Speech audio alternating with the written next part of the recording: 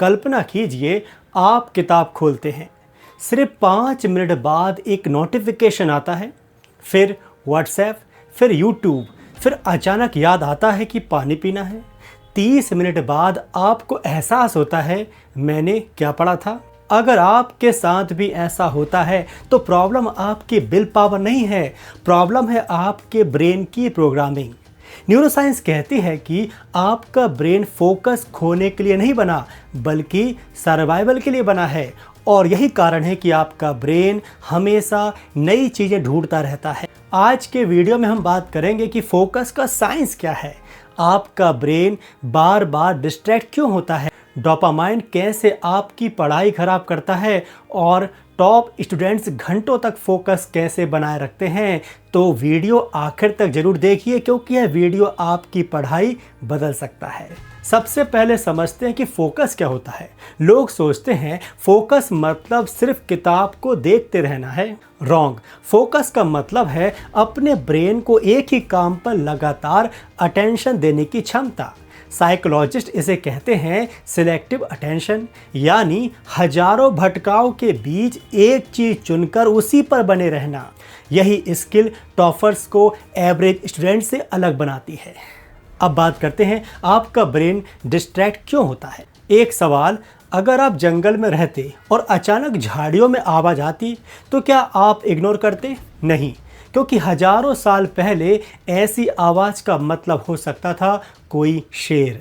इसीलिए हमारा ब्रेन हर नई आवाज़ पर, हर नोटिफिकेशन पर, हर वाइब्रेशन पर, हर मैसेज की तरफ ऑटोमेटिकली आकर्षित होता है। यह आपकी गलती नहीं है, यह इवोल्यूशन है। लेकिन सोशल मीडिया कंपनियां इसी कमज़ोरी का फ़ायदा उठाती हैं। हर नोटिफिकेशन एक छोटा सा रिवार्ड बन जाता है। अब आते हैं डोपामाइन पर। बहुत लोग सोचते हैं डोपामाइन मतलब हैप्पीनेस केमिकल। असल में डोपामाइन का मतलब एक्सपेक्टेशंस है। जब फ़ोन वाइब्रेट करता है या कोई रिंग आती है तो ब्रेन सोचता है कुछ नया मिला होगा और तभी डोपामाइन रिलीज़ होता है। इसीलिए आप बिना आवश्यकता के फ़ोन चेक करते रहते हैं। धीरे धीरे बुक्स बोरिंग लगने लगती हैं, लेकिन इंस्टाग्राम, यूट्यूब शॉर्ट्स आदि रील्स इंटरेस्टिंग लगते हैं। क्यों? क्योंकि ब्रेन इंस्टेंट रिवार्ड का ही आदी हो चुका है। अब बात करते हैं अटेंशन रेजिड्यू की।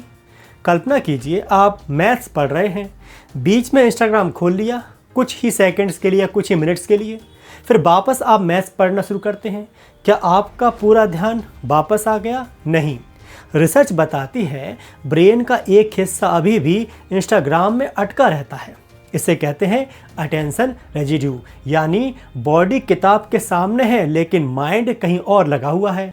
यही कारण है कि छोटी सी डिस्ट्रैक्शन भी पूरे स्टडी सेशन को खराब कर सकती है।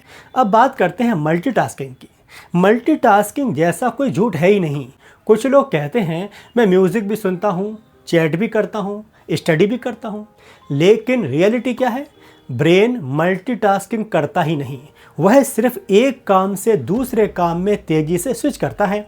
हर स्विच एनर्जी कंज्यूम करता है, हर स्विच मेमोरी कम करता है, हर स्विच फोकस तोड़ देता है। इसलिए सिंगल टास्किंग पर ध्यान दें और अपनी पावर को बढ़ाएं।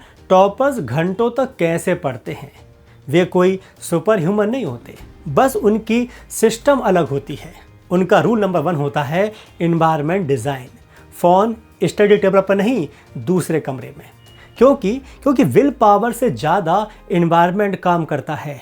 उनका रूल नंबर 2 होता है 1 टारगेट 1 सेशन, 1 सब्जेक्ट 1 गोल, बस इतना ही। उनका रूल नंबर 3 होता है time blocking, 50 minutes deep work, then 10 minutes का ब्रेक और फिर अगला सेशन। उनका रूल नंबर 4 होता है स्टार्ट बिफोर मोटिवेशन।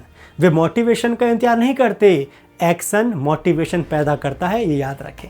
और रूल नंबर 5, वे ब्रेन को जल्दी रीसेट कर लेते हैं और उसकी टेक्निक है अगर आपका फोकस टूट जाए तो क्या करें?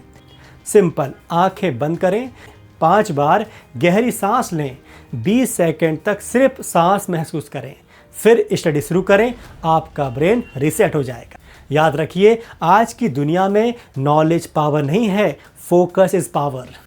जिस स्टूडेंट ने अपना फोकस कंट्रोल कर लिया वह अपने फ्यूचर को कंट्रोल कर सकता है। सक्सेस उन लोगों को नहीं मिलती जो सबसे ज़्यादा बिजी होते हैं, सक्सेस उन्हें मिलती है जो सबसे ज़्यादा फोकस्ड होते हैं।